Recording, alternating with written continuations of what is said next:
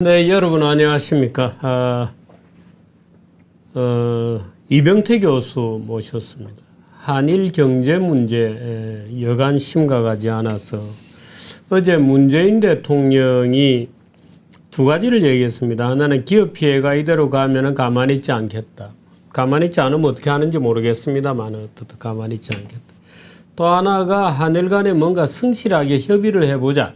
규제를 수출 제한을 푸는 이런 문제를 가지고 협의를 해보자 이렇게 얘기했는데 오늘 일본 정부가 공식적으로 웃기지 마라 안 한다 이렇게 발표를 했습니다. 잠시 전 오전에 세코 히로시게 경제산업성 장관이 우리가 지금 하고 있는 것은 아주 정상적인 과정이어서 특별히 이것을 수출 규제라고 보지 않는다.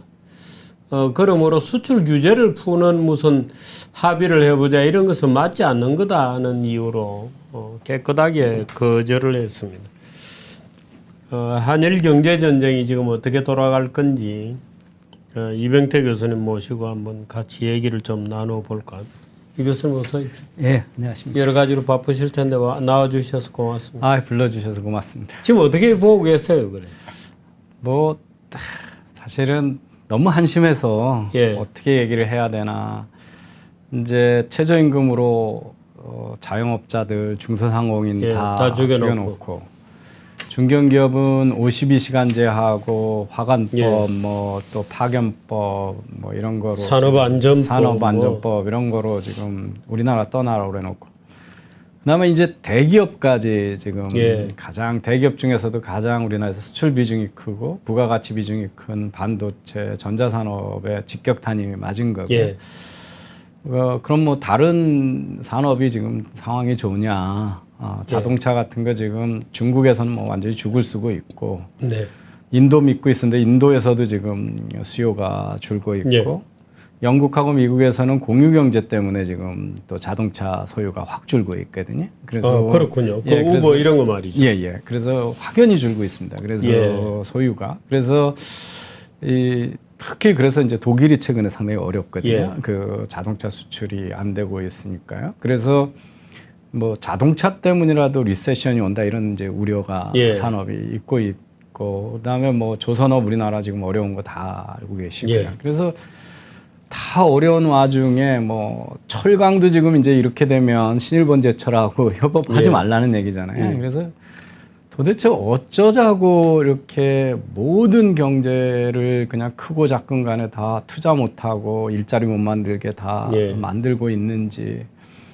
그다음에 이제 이 일본하고 우리하고 어렵게 65년 국교 정상화하고 나서 우리나라를 상대로 일본 정부가 공식적으로 어떤 공격을 해온 첫 사례거든요. 아, 그렇군요. 예, 한 번도, 네. 그러니까 일부 정치인들이 뭐 망언이라고 그래서 우리 감정에 맞지 않는 도발은 해도 예. 한국에 대해서 군사적으로, 경제적으로 또는 정치적으로 공식적으로 도발을 해온 적은 없어요. 일본이 되게 조심스러워 하죠. 우리나라 예. 마음에 안 들어도. 예. 근데 이게 이제 그만큼 심각하고 그쪽에서는 상처를 입었다는 얘기죠. 예. 그러니까 국가적 자존심이 상하고 그랬다는 건데 그만큼 그 집권 2년 동안에 외교 관리를 이제 엉터리로 해서 예. 뭐 지금 상공회의소장이 뭐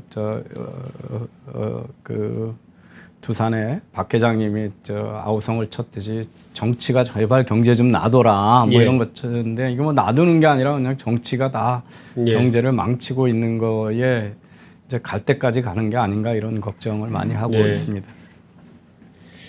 지금 예를 들어서 일본 정부가 말씀하시기에 한국을 어떻든 공식적으로 뭔가 이렇게 공세적으로 뭘 내놓는 것은 처음이죠. 예.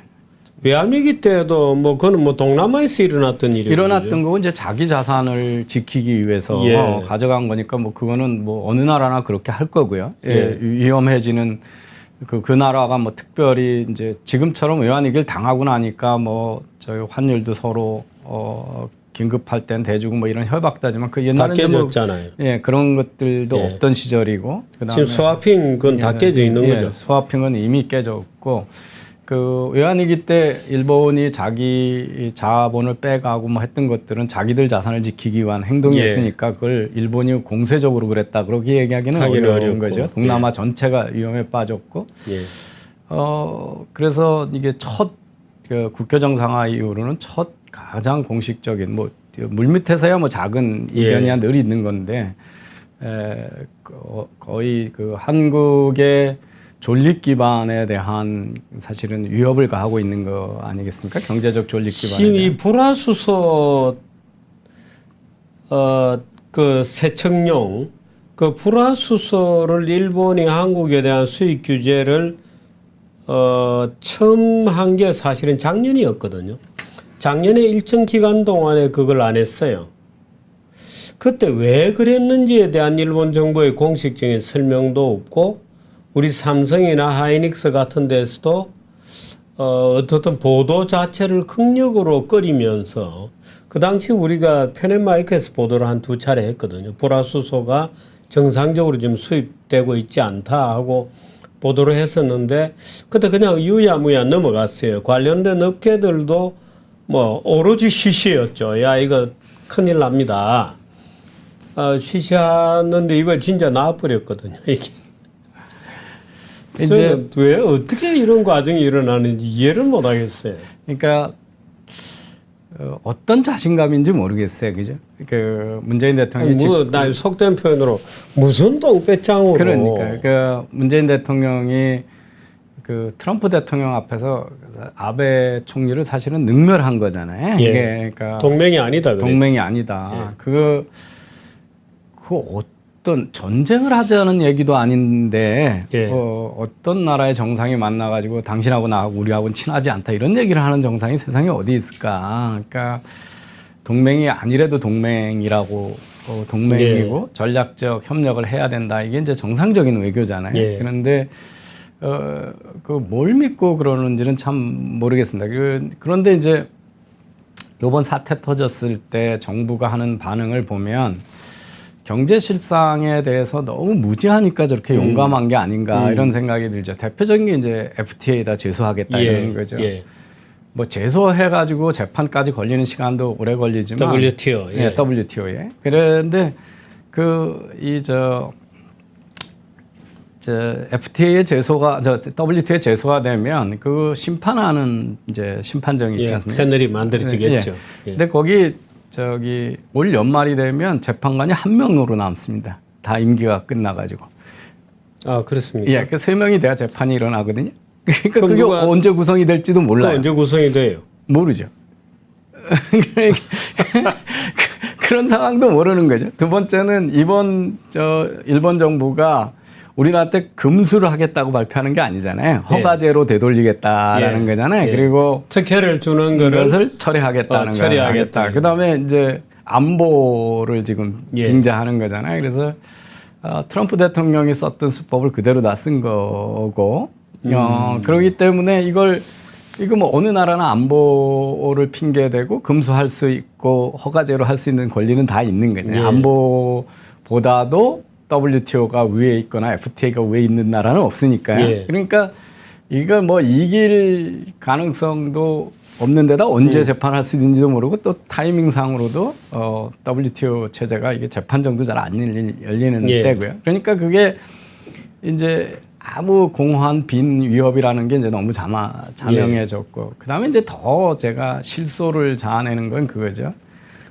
1조씩 정부가 투자해서 국산화하겠다는 지금 국산화의 좋은 기회로 삼겠다고 그러죠. 근데 대기업들이 그 어떤 물건을 만들 때 하청 물건을 한 기업으로부터 사는 소위 싱글 소싱은 극도로 피하는 거거든요. 그거는 우리가 예측하지 못하는 위험성 때문에 자기가 피해를 볼 수 있는 거예요. 그러니까 미국 같은 데서 옛날에 대리 PC를 만들 때 듀얼 소싱 한다고 이제 대만 회사하고 한국 회사한테 양쪽에서 물건을 가져가거든요. 그런 경우에도 위험합니다. 왜냐하면 막 이렇게 태풍이 와가지고 아시아의 배가 못 떠나는 거예요. 그러면 아시아에 있는 두 회사한테 소싱하는 건 의미가 없어지는 거죠. 그래서 되도록이면 그런 거 생각해가지고 지역적으로도 대리 그랬었나요? 예, 분산을 그런 하다가 이제 딜레마가 아시아로 아예 저 팍스콤한테 넘긴 거죠. 예. 그래서 삼성전자하고 뭐 우리나라 대기업은 늘 하는 게 뭐냐면 그렇게 한 회사에다 의존하는 그건 이제 그쪽 회사가 갑이 되는 거니까요. 예. 그래서 그거를 피하려고 매번 수입 다변화 내지는 예. 멀티소싱 하려고 매번 태스크포스를 구성해서 돌리는 거거든요. 예. 그러고도 그 뭐 우리가 지금 네덜란드, 독일, 미국에서 일본에서 수입하는 것들 대부분이 우리가 못 만드는 거잖아요. 그러니까 그게 다 이제 뭐 저기 주필님이 이미 말씀하셨지만 일본이 노벨 화학상을 8명 받고 예. 뭐 이런 사회잖아요. 그래서 안 되니까 지금 그 회사에서 예. 독점적으로 수입을 하고 있는 건데 그걸 아니 삼성전자가 한동안 분기 수익이 10조인데 예. 돈 1조가 없어서 그걸 국산화 안 했다고 주장하는 거죠 지금 이 사람들. 정부가 돈을 대주겠다 이런 그게 얼마나 모르겠어요. 우리 국민들이 하도 어이가 없으니까 국민들이 그걸 믿으라고 하는 얘기인지는 모르겠는데 대외적으로는 완전 조롱. 일본에서 보면 정말 대한민국의 지력이 저것밖에 안 되니까 우리한테 저렇게 무모한 짓을 했구나 이렇게 생각할 거 아니겠습니까? 예. 그런데 실제로 어떤 기업이 그거를 아웃소싱을 할 거냐 아니면 인하우스로 끌고 들어올 거냐 하는 것을 결정하는 게 여러 가지 이유들이 있죠. 그럼요. 꼭 우리가 그걸 꼭 기술이 없었으만도 아니고. 그럼요. 오히려 밖에 두어서 수입하는 게 훨씬 관리에 좋을 수도 있고. 그럼요. 그렇기도 하고 부품을 우리가 사주면 그 회사가 또 우리 걸 사주거든요. 그렇습니다. 그래서 예. 그런 연결관계가 참 많습니다. 그래서 제가 함부로 공정위가 내부 거래다 뭐 이런 거 얘기하고 그런 판단하는 것도 정말 조심스러운 예. 거다. 가격만 가지고 결정하는 거 아니잖아요. 예. 그러니까 기밀이 지켜질 수 있는지 이거부터 다른 위험이 없는지 뭐 이런 여러 가지 이유로 내부 거래를 하는 건데 그거하고 똑같죠. 제가 예를 들어서 이건 제가 저기 삼성의 무슨 금융회사의 IT를 새로 개발할 때 그 자문 교수를 했는데 그 회사가 이제 IBM을 쓰던 거를 HP로 이렇게 회사를 바꿔서 썼어요. 그랬더니 전자를 통해서 IBM 본사에서 협박이 들어온 거예요. 우리가 전자에서 메모리나 이런 걸 얼마나 많이 사주는데 감히 우리 이 제품을 딴 경쟁상 거로 바꿔? 그래가지고 또 근데 이제 그 HP라는 회사가 그 처음으로 이 대형 금융회사 거를 IBM으로부터 뺏은 거예요. 사례가. 그러니까 이제 대문짝하게 그 HP 맞습니다. 웹페이지에다가 자랑을 한 거예요. 예. 그래가지고 그랬더니 이제 막 저 전자에서 연락이 와가지고 급히 HP한테 그거 내리라고 그러라. 그러니까 HP한테 연락을 했더니 무슨 소리야 HP가 삼성전자부터 더 많이 사주는데 뭐 이러고 양쪽에서 협박이 들어온 적이 있어요. 그러니까 그런 게 비즈니스잖아요. 그죠? 그러니까 일본 기업한테 우리가 뭐 소재고 부품을 사는 대신에 또 일본 기업은 우리 걸 사가는 거죠. 그러니까 비즈니스라는 건 생각보다 훨씬 복잡한 거고 서로 딜을 하는 거잖아요. 근데 그걸 이제 뭐 그런 복잡한 얘기 이전에 결국 우리 경제를 갖고 있는 이 지도층 또는 고위공직자들이 얼마나 경제 무지한가 이런 걸 지금 너무 광고하는 거예요. 저는 최종구 금융위원장인가요? 그거 며칠 전에 뭐 일본이 돈 빼나가도 좋다. 뭐 우리 빌릴 때 많다 이렇게 얘기했죠. 그래서 모르겠습니다. 일본 돈 빼가면 감비아에서 빌려올는지 모르겠는데 아니 외환이라는 게 지금 다 글로벌로 열려 있는 시장인데 일본이 싹 빼가면 다른 나라 돈들은 가만히 한국에 남아 있고 한국이 예뻐서 지켜줄 거라. 저런 발언을 누구 들으라고 하는 건지를 저는 상상이 안 가요. 그 양반 아마 국내 기자들 들으라고 하는 모양인데. 그 양반 쓸데없이 무슨 저기 이재용 소카 대표하고 싸우고 뭐 이러시는 분이잖아요. 그래서 이게 도대체 그래서 전 세계다 되고 우리 정부는 경제나 금융이나 그 국제 경제 질서를 모른다는 거를 그냥 무지를 광고를 아주 대대적으로 하고 있는 중인 것 같아요. 아니 최종구 그 금융위원장은 원래는 국제금융 쪽에 오래 있었던 사람이거든요. 아 그럼요, 그 관료 출신이고. 그런데 그렇다고 돼 있었는데 최근에 하는 거 보면 이 정부의 평균적인 장관들이나 청와대의 지력 수준으로 수렴되는 것 같아요. 그렇게 원래 그렇게까지는 저 멍청한 분이 아니었는데. 뭐 그렇게 충성 명세를 해야 살아남는다고 생각을 하는 그러니까 건지. 그 레토릭 자체가 아마 점점 오염이 돼서 그런지 저도 그 며칠 전에 일본이 돈 빼가도 다른데 빌릴 때 많다 하는 얘기를 듣고 귀를 의심했거든요. 그럼요. 저 친구가 어떻게 저렇게 머리가 나빠졌나 하고. 근데 그런 소리를 천연덕스럽게 하는 걸 보면 역시 같이 놀다 보니까 약간 이 사고가 지금 바뀌는 건가 하는 느낌이 들어요. 아니 뭐 저 관료들이 좀 중립적으로 또는 객관적으로 하려고 그러다 하면 다 잘리고 저 김상조 같은 분들만 계속 코드 아마추어들이 와서 큰 소리 치고 그러고 더 출세하는 거 보고 뭐 방향을 정했는지도 모르겠죠. 그런데 어쨌든 이 대외적으로는 정말 이 정부의 경제 무지를 과시하는 거잖아요, 지금 아시아 전체로 놓고 보면 일본에서 한국으로 흐르고 한국에서 중국으로 흐른다. 말하자면 크게 보면 최근에는 여러 가지로 그런 것이 많이 약화되기는 했다 그래요. 한국도 부품 수출 뭐 이런 것들이 일본으로도 오히려 많이 가고 또 중국으로부터도 또 오기도 하고 그래서 많이 달라졌다고 하기는 합니다만은 이런 구조가 기본적으로 무너지는 과정입니까 지금이? 그렇게 두 가지 이제 뭐 우리하고 일본하고 관계가 지금 흔들린 게 있고 하나는 이제 트럼프 대통령이 중국을 그 고립시키려고 하는 정책이 지금 분명해졌잖아요. 그래서 그게 지금 재편이 되고 지난번 트럼프 대통령 한국에 와서 우리나라 재벌 총수들 불러서 일으켜 세우면서 뭐 박수 많이 유도하고 그런 게 다 지금 최근에 사실은 한국에는 투자가 안 이루어지고 미국이 가장 투자가 많이 이루어지고 있고 우리나라 4대 재벌 또 롯데 뭐 이런 데는 아주 미국으로 가죠. 다 미국에서 공장을 세우는데 그렇지 않으면 지금 중국에서 빼가지고 베트남으로 많이 가고 있는데 베트남으로 가고 미국 안 올 것 같으니까 또 트럼프 대통령이 베트남도 칠 수 있어 이런 시그널을 보냈잖아요. 그러니까 그거는 지금 트럼프 대통령의 이제 재선 저거 중에 제일 내세울 게 경제 문제니까 그 일자리 만들었다라고 하는 그 소위 러스트벨트의 지지자들한테 계속 열심히 하고 있다는 걸 보여주자고 하는 정치적인 이해하고 이제 맞아 떨어지기도 하고요.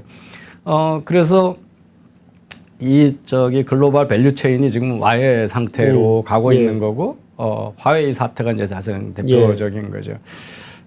그런데 이게 옳지 않은 일이죠. 우리 자유시장을 보면 글로벌 물론이죠. 무역을 해야 되고 그래서 외교적 군사적인 분쟁이 있어도 경제 문제에 대해서는 노타치 정책이 상당히 오랫동안 지속돼 왔던 건데 트럼프 대통령이 상당히 위험한 지금 그 새로운 세상을 지금 테스팅하고 있는 건데 그거에 아주 트럼프는 좋은 찬스를 잡은 거죠. 지금 아베도 굉장히 그 고무받고 있는 거죠. 그럼요. 그러니까 제가 이제 마침 지난주에 저희 학교에서 칭화대학하고 개요대학하고 저희가 경영대가 세 개 대학이 매년 여름에 연구 워크숍을 같이 하는데요. 개요대학 교수들이 왔어요. 그래서 이제 제가 이 문제를 가지고 디스커션을 많이 했습니다. 그런데 그러니까 우리나라 국민들이 잘 이해 못하는 거가 이제 첫 번째는 그간엔 한일 간에 좀 그 긴장 관계가 되면 미국이 뒤에서 이렇게 조정을 해주고 일본한테 니네가 좀 포용적으로 나가라 이렇게 얘기해왔던 게 이제 현실인데.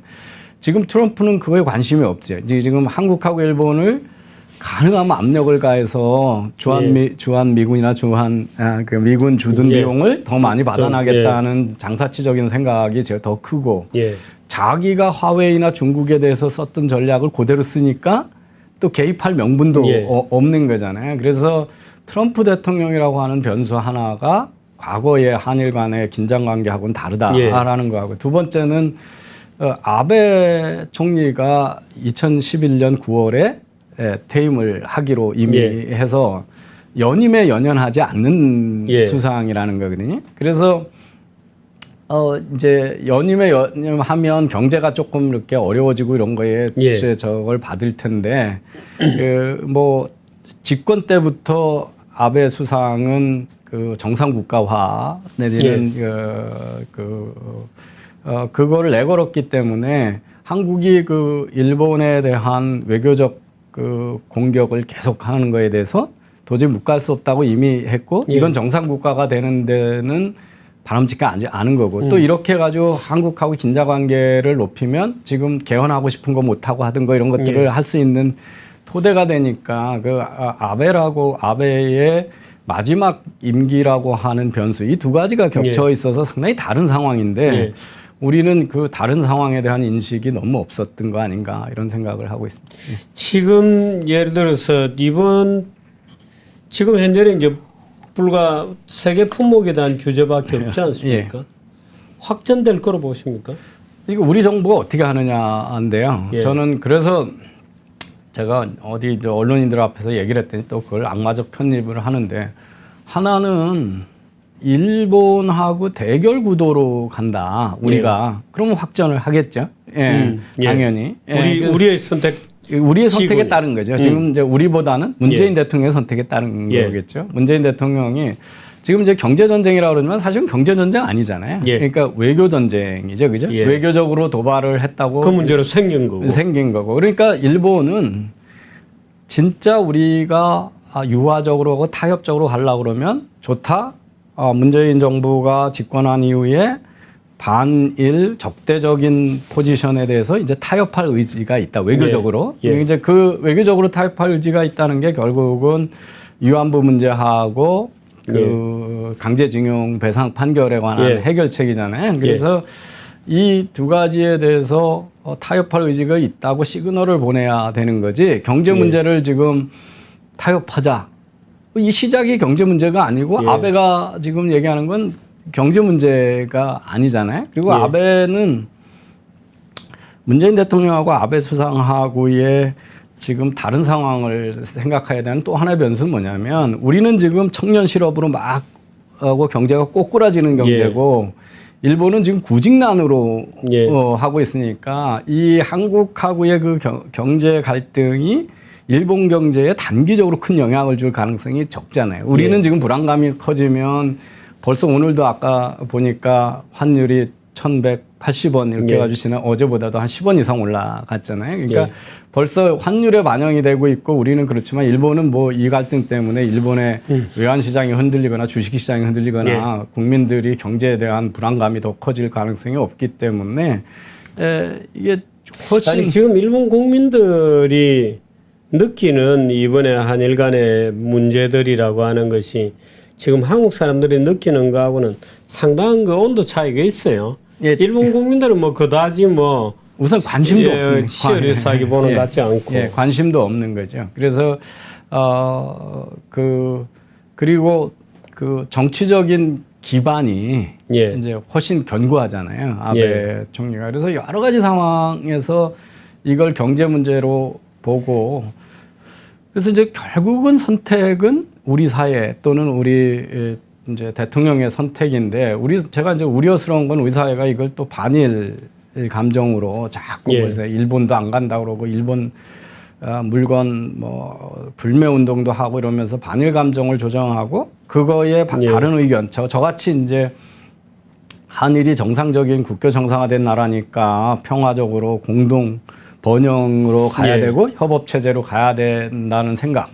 또 하나는 일본보다는 중국이 훨씬 우리한테 장기적으로는 위협이니까 우리 혼자 중국 대하기도 힘들고 일본 혼자 대항하기도 힘들잖아요. 그런데 이제 양쪽의 힘을 합치면 중국에 대해서 또 우리가 외교적 레버리지가 있을 수 있을 텐데 이런 이야기를 하면 그냥 제가 뭐 한 이틀 동안 참 어이가 없는데 제 페이스북에 보면 전부 막 달려들어가지고 토착 외구라고 저한테 그런 토착 외구 인신 공격을 하는 사람들이 참 많아서 저런 사람이 많으니까 그런 사람의 표를 의식해서 최재성 의원인가요 여당에 예. 그분이 의병을 조직하는 심정으로 대책위원회를 만들고 의병을 조직해야 되는 시점이다 이런 얘기도 하고요. 그런 거 보면 그렇게 소위 요새 이영훈 교수님이 개탄해하지 않는 그 반일 종족주의에 물든 예. 그 표가 너무 크게 많아서 그런지 그래서 문재인 대통령이 이 경제 문제에 우리 경제가 얼마나 일본하고의 그 대결 구도로 가기에는 우리가 손해 보는 게 많고 취약한 경제 현실이다라고 하는 것을 인식하고 자기의 외교적 과오에 대해서 인정을 하고 들어가야 이제 실마리가 풀릴 건데 예. 어제 제안처럼 이제 저쪽을 더 약 올리는 제안을 하고 이렇게 예. 또 여당에서는 의병을 조직하니 이런 얘기를 하고 이렇게 되면 의병을 조직해서 뭘 하겠다는 거예요? 글쎄요, 여의도에 토착 외구를 죽창 들고 토착 외구들 찌르러 나서려는지 모르겠습니다. 의병을 조직해서 어떻게 하려고 하는지 모르겠는데, 그래서 이것을 언제까지 끌고 가냐는 건 전적으로 저는 문재인 대통령의 스탠스에 딸려 있다 이렇게 보고 있습니다. 쉽게 끝날 것 같지 않은데. 그래서 어제 제안이 이제 어이없는 제안이죠, 그죠? 예, 그러니까 제가 최근에 들은 얘기는 그 문재인 대통령 후보 시절까지만 해도 문재인의 최대의 조언자인 어떤 사람이 얼마 전에 일본으로부터 뭔가 김새가 있다는 걸 느꼈는지 대통령을 만나서 일본 문제를 지금 식으로 하면 안 된다고 조언을 했다가 굉장한 핀찬을 받았대요. 그 얘기를 직접 제가 들었거든요. 그때 아마 펜앤마이크를 매일 보시는 분들은 제가 한 일주일 전에 그 비슷한 얘기를 하는 걸 들었을 겁니다. 근데 대통령이 단호하게 거기서 거부하고 뭣도 모르면서 그런 얘기 한다고 핀찬을 줬다는 겁니다. 자기가 평소에 굉장히 그 조언을 듣던 아니면 듣던 척하는 분이었는데 그 대통령 인식에 분명히 뭔가 문제가 있고 이 대통령을 정점으로 하는 청와대가 가지고 있는 지식으로는 일본 경제는 물론이고 우리나라 경제도 잘 이해를 못하고 있는 거죠. 저는 그 소주성 또는 포용 성장의 그 아주 부정적 효과가 이렇게 분명히 나타나도 인정 안 하잖아요. 인정을 못 하잖아요. 그러니까 안 하는 게 아니라 못 하는 것 같아요. 지력 자체가 그렇게 안 되는 분들이고 통계를 잘 이해하지도 못하고 있고요. 그래서 현상을 보는 객관적으로 볼 만한 지적 능력이 안 되고 그리고 그렇게 사람을 다양한 의견을 개진할 수 있게끔 열려서 만나지도 않잖아요. 그죠? 그러니까 아까 핀잔 주고 그러면 대통령 앞에 우리나라에서 다른 얘기 할 사람이 누가 있겠어요? 그리고 우선 주위에 접근 자체가 안 되니까요. 야당이고 다른 생각을 가진 지금 시장 경제론자들이 이번 정부에 접근 자체가 안 되고 있으니까요. 그리고 그러니까 지금 이 무지와 오만을 본인들은 정의라고 생각을 하잖아요. 그죠? 그러니까 우리나라 재벌들이 적폐였고 과거 역사가 적폐였고 일본이 다 과거 정부가 했던 일들이 다 적폐적인 거고 정의에 반하는 거라고 그러니까 자기들이 정의로운 일을 한다고 생각하면 이제 다른 생각을 못 하는 거죠. 그래서 이 전략적 사고의 유연성이 워낙 떨어져서 그러면 그걸 정말 계속 고집을 한다면 이 피해와 그 고난의 행군은 국민의 몫이겠죠. 극단적인 경우에 예를 들어서 지금 일본이 예를 들어서 규제 목록을 더 확대한다거나 또는 리스트를 지정하는 방식 자체를 이번에는 세계 품목을 지정해서 일반 관리 품목으로 간다. 이제는 화이트 리스트에서 아니고. 그런데 이 세계 품목에 대해서 포지티브하게 지명하는 게 아니라 아예 한국 제품 전부에 대해서 한국을 네거티브로 넣어버릴 수도 있는 거죠. 그래서 법 개정이 필요한데 한국을 그 프레퍼런스 스테이터스에서 아예 빼버리면 화이트리스트 빼버리면 모든 제품이 그렇게 되는 거잖아요. 그러니까 그렇게 되면 어떻게 돼요? 그렇게 되면 뭐 저는 자꾸 이제 아까 최종구 위원장 말을 하게 되는데 어떤 특정 산업의 산업 피해로 끝나는 게 아니잖아요. 한국 경제에 대한 불안감이 확 커진 걸 거고요. 그거는 이제 산업 피해의 크기가 얼마가 되느냐의 문제가 아니라 한국이 일본하고 대결 구도로 가가지고는 큰일 났다라고 하는 인식이 더 커질 거니까 저는 그게 산업 피해가 구체적으로 실현되기 이전에 이미 외환에서부터 상당한 위기가 시작되지 않겠냐. 그럼 뭐 당연히 지금 벌써 며칠 사이에 환율이 우리가 환율도 그렇고 주가도 그렇고 당장 이제 외환 보유고가 달라지겠죠. 그래서 그러고 나면 그 신용평가사가 우리나라 기업들하고가 될 거거든요. 그래서 그렇게까지 가자는 얘기인지. 그러면 경제 위기인데 그죠?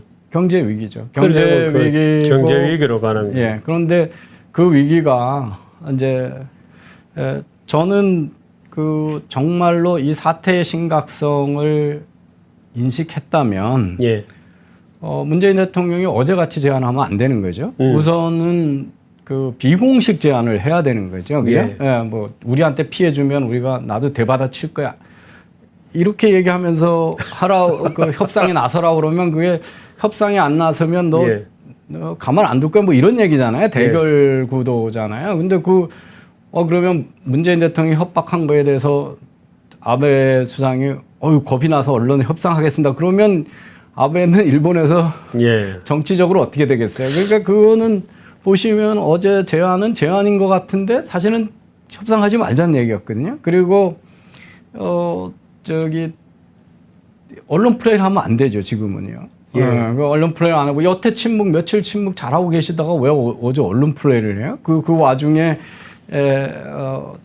진정성 있게 대화를 제의하는 비공식 제안부터 했어야 되는 거고. 근데 제가 오늘 아까 세코 히로시게 경제 산업성이 전혀 뭐 현재로서는 합의할 그 자체가 존재하지 않는다 이렇게 빠져나갔는데 저는 어제 저녁에 그 뉴스를 펜앤마이크 보시는 분들에게 전해드리면서 대통령의 언어가 아주 교묘하다.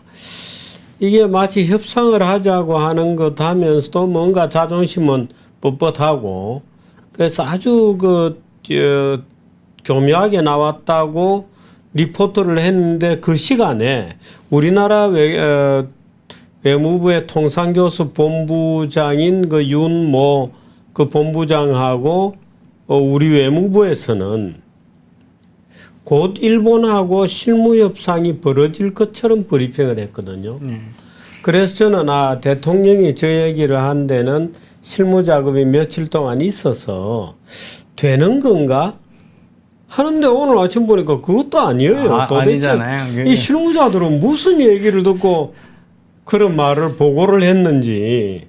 제가 그러니까 이 전략적 목표 설정이 안 돼 있는 거죠. 이 위기를 해결할 건지 그러면서도 소위 반일 감정을 갖고 있는 국민들의 표를 계속 자기 지지로 가져가자고 하는 정치적인 이해 이 두 가지를 동시에 지금 달성하려고 그러는 거잖아요. 그러니까 뭐냐면 우리를 먼저 공격했으니까 나도 피해되면 가만히 안 있을 거야.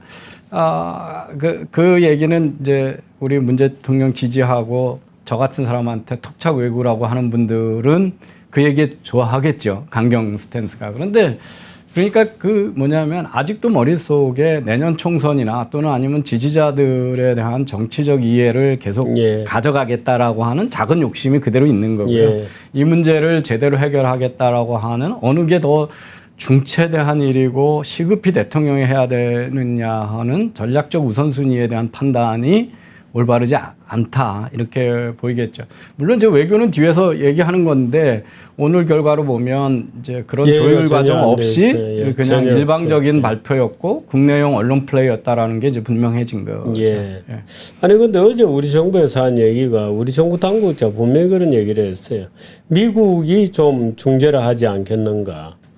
근데 어제 저녁에는 또 미국의 관계자가 나와서 우리는 별 중재할 의사가 없다. 이제 이렇게 되면 사실 문재인 대통령은 모든 데서 차단되죠. 한국 외교라는 것 자체가 완전히 고립되고. 아베 수상이 이렇게 하는 배경에는 본인하고 트럼프 대통령하고 관계가 훨씬 더 밀월이잖아요. 트럼프 대통령하고 문재인 대통령. 문재인 대통령은 트럼프 대통령한테는 아마 재선할 때 대북카드 활용할 수 있는 그 정도의 이용 가치밖에 없는 사람이잖아요. 지금 현재. 문재인 대통령이 됐든 누가 됐든 한국에다 압력 가하면 자기가 재선되면 주한미군 부담 비용은 더 낼 거고요. 그래서 아베 수상이 이렇게 강경 정책을 쓰는 데는 이제 자기가 트럼프 대통령하고 더 가깝다라고 하는 것도 있고, 그건 지금까지의 푸들 외교니 뭐니 하면서 했던 투자가 상당히 제대로 정치적 자산이 되고 있다라고 하는 평가도 할 수 있겠죠. 아니 어제 저녁에 세코 히로시게 이 경제산업성 장관이 미국이 중재를 해줄 거냐 안 해줄 거냐 하고 이제 한국 정부가 미국을 얘기를 하고, 어제 저녁에 세코 이 친구가 또 한 얘기가 우리는 미국하고 아주 시시콜콜한 것까지 다 얘기를 충분히 하고 있다. 이렇게 또 말을 해서. 미일 정상회담에서 여러 번 트럼프 대통령이 한국과의 관계에 대해서 논의했다라고 하는 보도는 여러 번 있었잖아요. 그러니까 이미 그 두 나라 간에는 대중국, 제일 문제는 뭐죠? 지금처럼 두면 한국은 미국의 대중국 포위 전략에 지금 제외되고 참여할 의사가 없다라는 걸 알고 있으니까 트럼프 대통령은 한국을 압력을 가하는 게 어쩌면 더 좋은 전략일 수도 있죠. 그래서 그런 배경도 우리가 더 지금 미국의 가장 큰 외교적인 현안은 사실은 이란의 핵 딜도 있고 뭐도 있지만 중국을 어떻게 할 거냐를 하는 게 중장기적으로 보면 가장 큰 저거잖아요. 그래서 그 외교 목표에 우리가 기꺼이 협력하지 않고 있다라고 하는 것도 이 게임에서 미국이 우리 편을 들어주고 일본을 달래는데 적극적으로 나서지 않을 수 있는 가능성을 충분히 보여주는 거다 이렇게 보여집니다. 아까 개별 산업의 어떤 로스가 또는 충격이 오는 것보다 먼저 거시적인 어떤 금융이 빠져나가고 국제시장에서 왕따가 되고 하는 그런 거시적인 충격이 올 거다 그렇게 얘기하셨는데, 그리고 산업의 이제 피해는 이런 거죠. 일본은 우리한테 사가는 거에 대해서 대체 수단이 다 있다는 거죠. 그러니까 우리가 공급 못하는 건 대만이 공급하고 중국이 공급하고 베트남도 공격을 하는데 미국에서 사도 되고 유럽에서 사도 되고, 우리는 대체 수단이 없다는 걸 인정을 해야 되거든요. 이제 그래서 우리가 거기 파는 게 더 많으니까 일본의 피해가 더 크다. 그 얘기는 일본이 우리 대체 수단이 없을 때 피해지. 그렇습니다. 대체 수단이 있으면 그냥 우리가 무역 적자 보는 게 다 손해가 아니고 우리로부터 사든 100원에 사든 걸 딴 데에서 105원에 사면 5원만큼만 그쪽에서 피해를 보는 거지 100원이 피해를 보는 게 아니거든요. 그래서 우리가 이제 보통 사람들이 많이 착각하고 일반 시민들이 잘 이해 못하는 게 무역 적자라고 그래서 우리나라가 손해 보는 게 아닌 거잖아요. 그러니까 우리가 그 나라로부터 싼 걸 많이 샀기 때문에 그렇습니다. 그런 거고 다른 데서 사면 더 비싸게 사기 때문에 그 무역은 서로 간에 흑자가 나든 적자가 나든 도움을 받고 있는 거기 때문에 무역이 잘못되는 건 양쪽 다 피해가 나는 건데 우리는 대체 수단이 없으면 그냥 폭삭 망하는 거고, 저쪽은 대체 수단이 있으면 그 가격 사는 가격이 얼마만큼만 예. 더 비싸게 사느냐만큼만 손해잖아요. 그러니까 일본은 그렇게 큰 손해를 볼 이유가 없는 거죠. 97년도 경제위기 때는 어떻든 위기가 그 당시에 만연했던 한국 경제의 여러 가지 구조적 문제를 치유하는데 그래도 꽤 도움이 되었어요. 이번에 지금 만일에 이 교수님 말씀하시는 어떤 종류의 거시적 충격이 온다.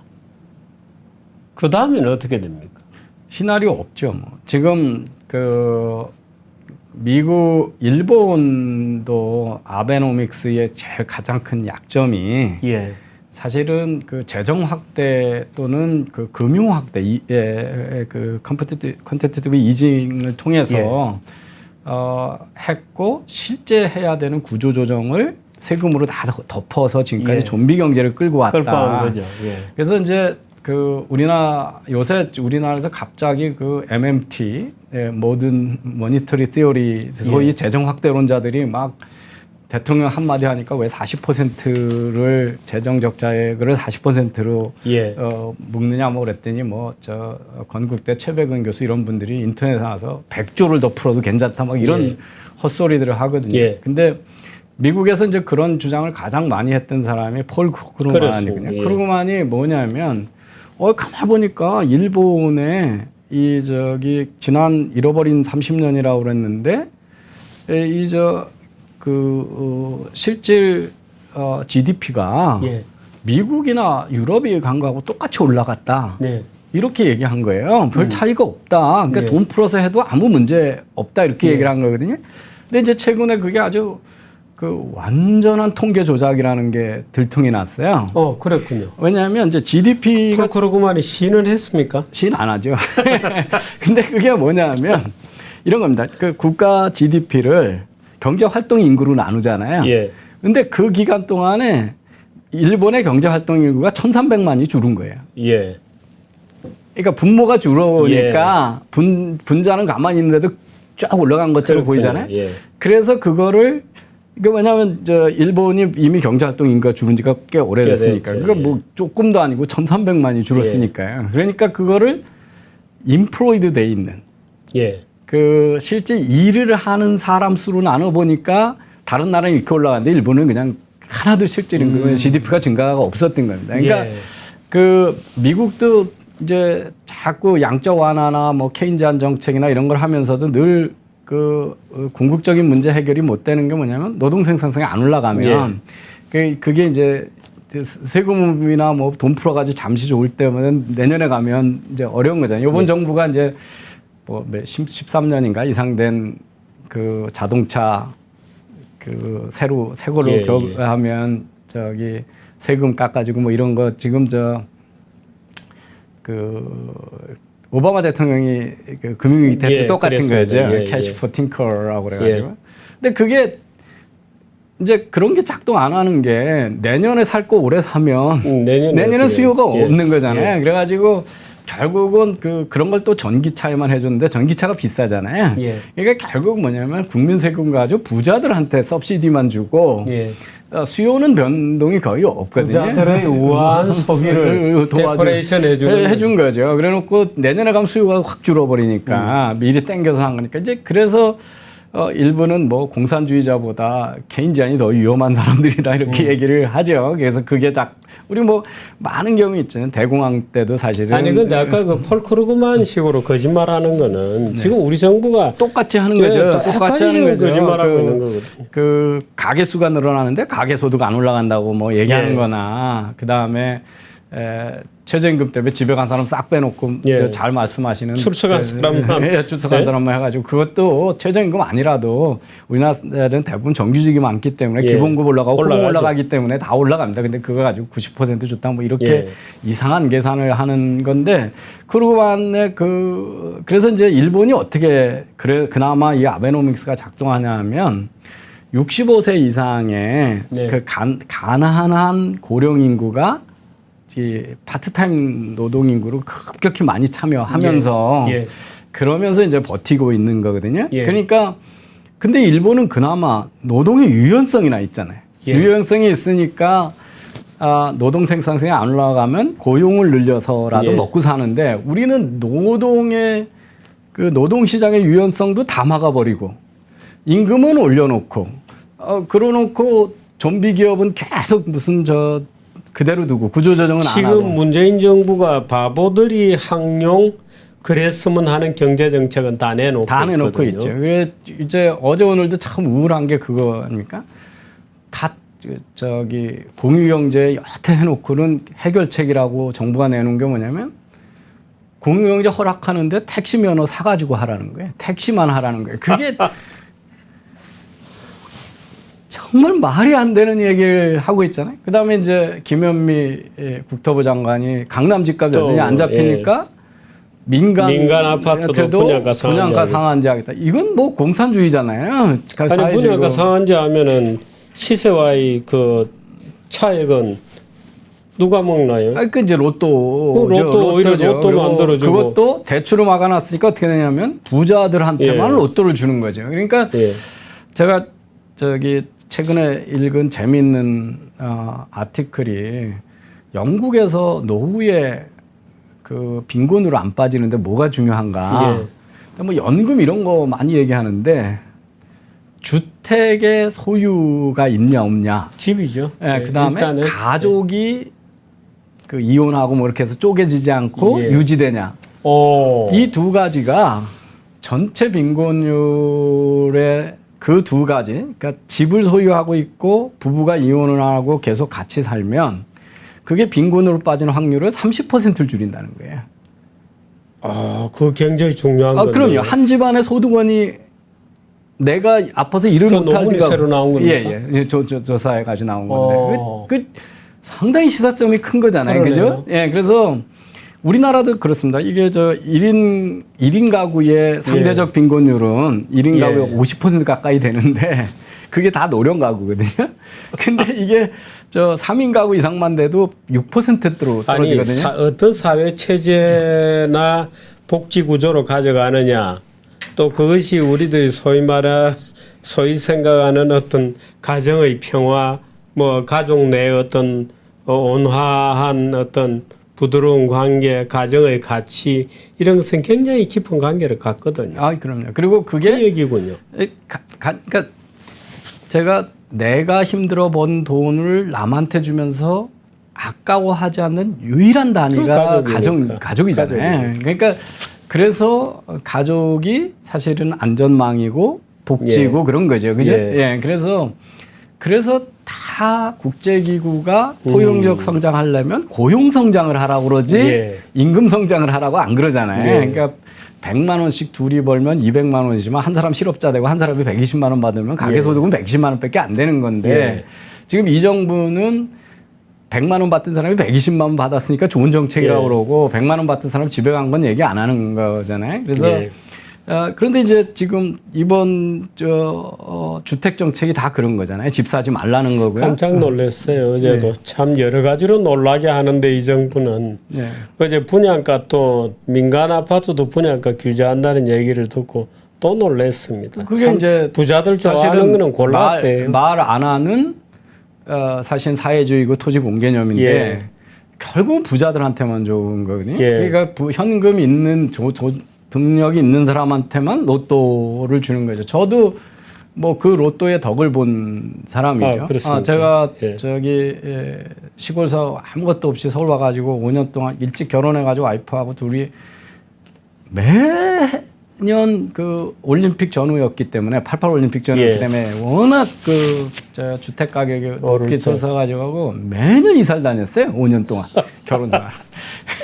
더 싼 데 짜. 그러니까 제가 매년 승진하다시피 해서 급여가 많이 올라가는데도 그 전세금 올라가는 걸 당할 수가 없는 거죠. 그래서 서름을 너무 당해가지고 유학 가기 직전에 이제 그 국민주택이라는 거 컴퓨터 추첨으로 해가지고 그때 노태우 대통령 때인데 저기 일산하고 분당이 처음 만들어질 때 재수 좋게 제 이름으로는 다 떨어지고 와이프 이름으로 140대 1의 경쟁을 들고 로또가 당첨이 돼서 그때 32평형 뭐 국민주택이라는 거를 별로 분당에서 좋지도 않은 지역인데 그게 하나 돼가지고 저 4,800만 원 정도의 그 분양을 그때 받았었거든요. 90년에.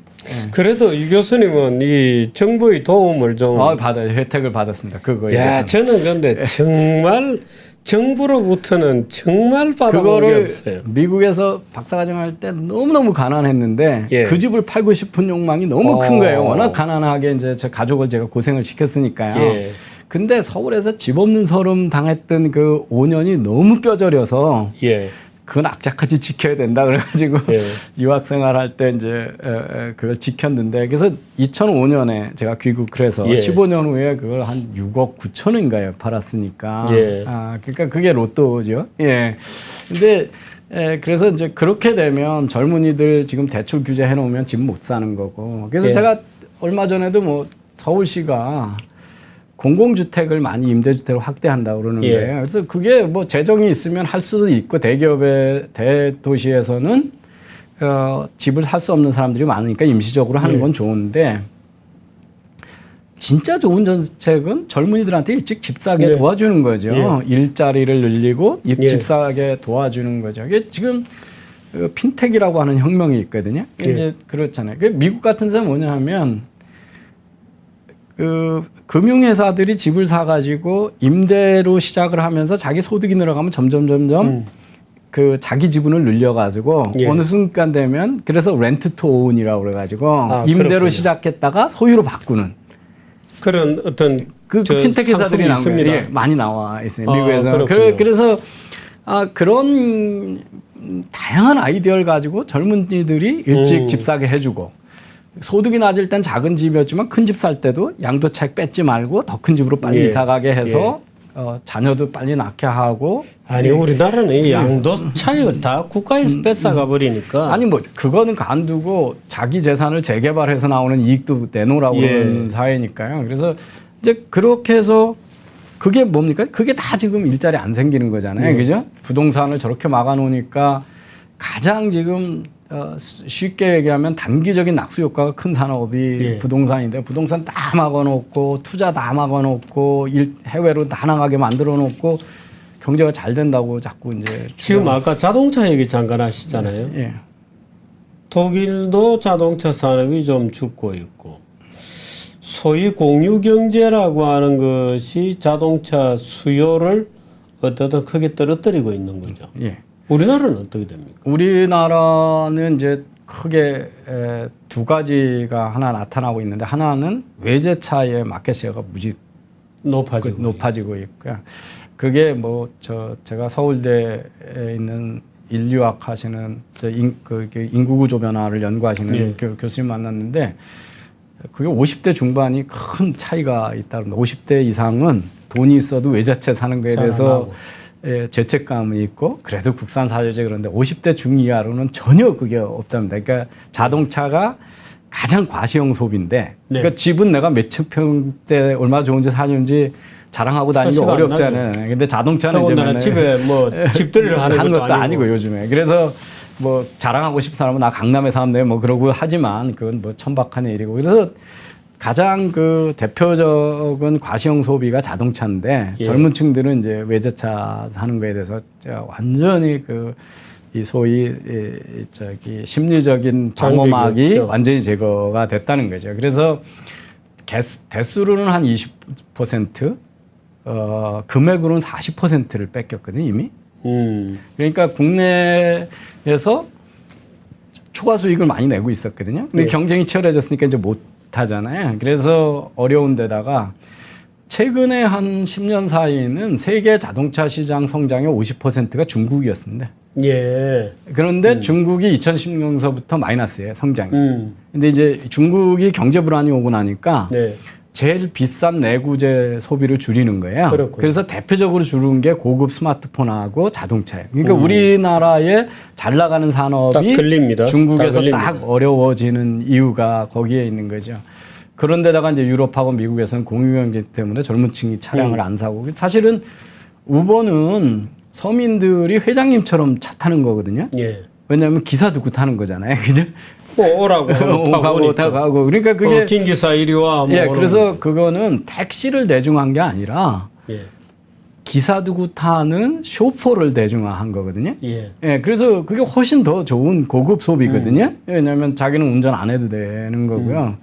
그러다 보니까 이제 그 가구당 자동차 등록세 수가 지금 급격히 떨어지고 있는 거죠. 거기다가 이제 유럽이 다 전기차 예. 아니 뭐 자율주행차 앞으로 나오면은 뭐 소비는 그야말로 구조적으로 공유 경제가 되겠죠. 아니 뭐 공유 경제 혁명은 뭐 출근하고 나서 뭐 차를 주차장에 세워놓을 이유가 없잖아요.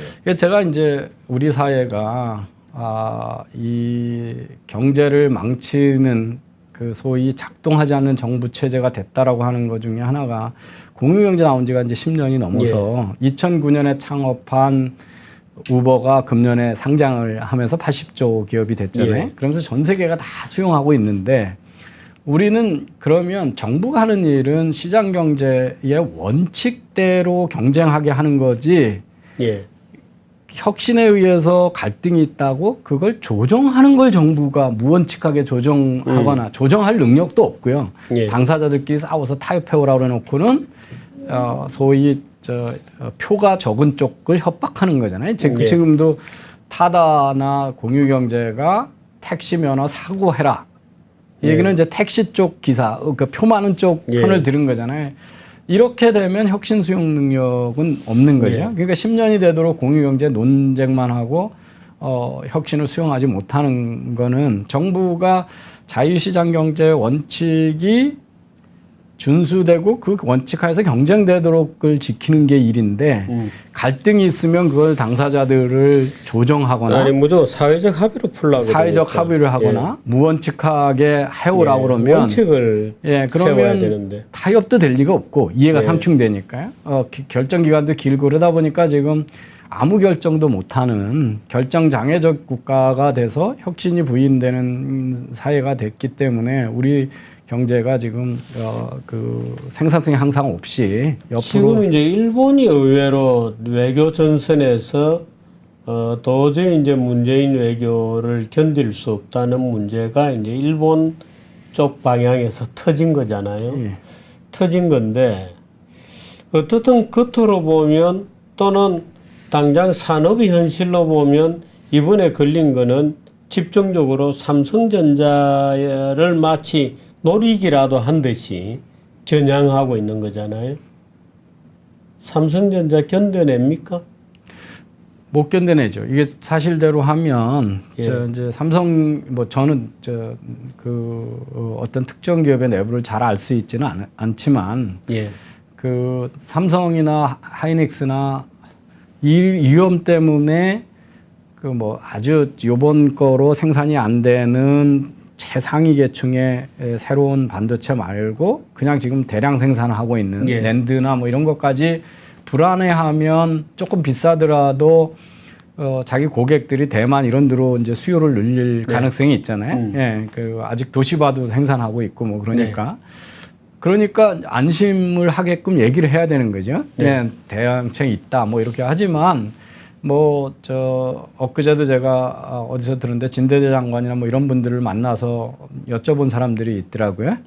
그래서 이게 생산이 가능하냐 그랬더니 한 달 내로 생산이 중단될 거다. 뭐 이렇게 얘기를 하거든요. 그럼 뭐 공장이 생산이 중단되면 그게 어떻게 견디겠어요? 그래서 그리고 거래선이 한번 넘어가면 그거는 뭐 받는 쪽에서도 당연히 뭐 상당 기간에 사주겠다는 저게 있어야 생산을 들어가는 거니까요. 그래서 뭐 4대 그룹 총수 불러가지고 김상조 정책 실장하고 뭐 전부 뭐 그 정부를 믿어라 그러는데 지금까지 무슨 정부를 믿어요? 지금까지 한 행동을 봐서 믿을 만한 정부가 아니잖아요. 자기들이 사고 쳐놓고. 뭐 어떻게 믿으라는 거예요? 뭘 믿어요? 그 1조씩 줄 테니까 국산화해라. 그 전에 다 망할 텐데요. 지금 자동차는 일단 이번 타깃에서 벗어나 있는 것 같습니다. 그죠? 예. 자동차는 그렇게 공격하기도 어렵죠. 기계 산업은 상당히 어렵습니다. 기계 산업은 어렵죠. 설비는 일본 거 안 사도 유럽 거도 많이 있고요. 그리고 국산화율도 훨씬 높고요. 그래서 그런데 반도체, 그러니까 이게 그 광학에 들어간다는 거든지 화학 예. 제품, 그러니까 자동차는 화학 제품이 이렇게 많지 않죠. 근데 물론 예. 이제 자동차에 거의 요즘은 전자화되고 전장 제품이 많거든요. 예. 예, 그러니까 만약에 뭐 칩 같은 게 근데 자동차에는 그렇게 최첨단 칩을 안 써도 되니까요. 예. 그래서 자동차는 그렇게 공격하기 쉽지는 않을 것 같습니다. 그리고 이제 자동차 공장은 전 세계로 분산돼 있잖아요. 예. 예, 그러니까 한국의 그러니까 반도체는 우리나라가 그나마 첨단적에 있으니까 우리 공장을 해외도 안 가지고 있습니다. 예. 그러니까 예. 유일하게 좀 큰 규모로 가지고 있는 게 저기 시안에 예. 있는 공장이고 하이닉스 중국 공장들인데요. 예. 그것도 최신 그건 아니거든요. 그래서 한국에 수입되는 것만 막을 수가 있거든요. 그런데 이제 자동차 공장은 뭐 전 세계 흩어져 있으니까 그걸 막아봐도 뭐 다른 나라 다른 나라 가서 만들어야 되니까 인도 가서 만들어야 되고 미국 가서 만들어야 되는데 일본 정부가 미국에 들어가는 걸 가지고 국가 안보에 위협이 되니까 막았겠다 이렇게는 할 수가 없잖아요. 그러니까 산업 구조 자체만으로도 자동차 시장 그 산업을 공격하기는 좀 쉽지가 않죠. 그렇군요. 대기업청별로는 대개 이제 그림이 나옵니다. 그죠?